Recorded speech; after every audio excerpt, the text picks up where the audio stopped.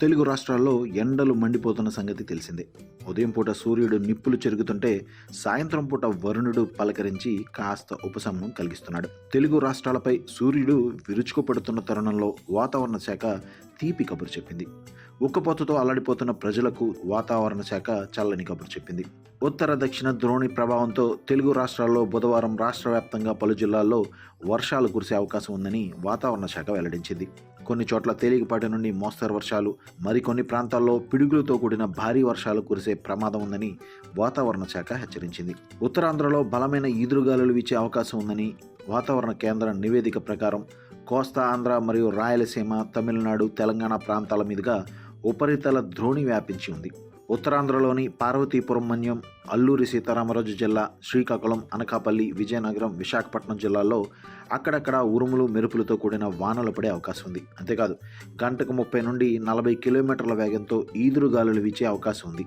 దీంతో రైతులు, మత్స్యకారులు అప్రమత్తంగా ఉండాలని ఏపీ విపత్తుల నిర్వహణ సంస్థ హెచ్చరించింది.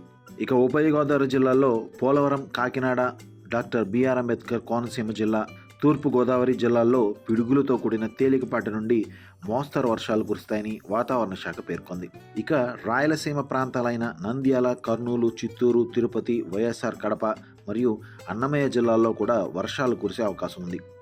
గత కొద్ది రోజులుగా ఎండ తీవ్రతతో అల్లాడుతున్న ఈ ప్రాంత ప్రజలకు ఈ వర్షాలు కొంత ఉపశమనాన్ని కలిగించనున్నాయి. అయితే ఉరుములు మెరుపులు వచ్చే సమయంలో చెట్ల కింద లేదా విద్యుత్ స్తంభాల వద్ద ఉండకూడదని అధికారులు హెచ్చరిస్తున్నారు. పొలాల్లో పనిచేసే రైతులు పిడుగుల పట్ల జాగ్రత్త వహించాలని కోరారు. ఇకపోతే తెలంగాణ రాష్ట్రంలో తేలికపాటి నుండి ఒక మోస్తరు వర్షాలు అక్కడక్కడ కురిసే అవకాశం ఉంది. రాష్ట్రంలో ఉరుములు, మెరుపులు మరియు ఈదురు గాలులతో కూడిన వర్షాలు కురిసే అవకాశం ఉందని వాతావరణ శాఖ పేర్కొంది.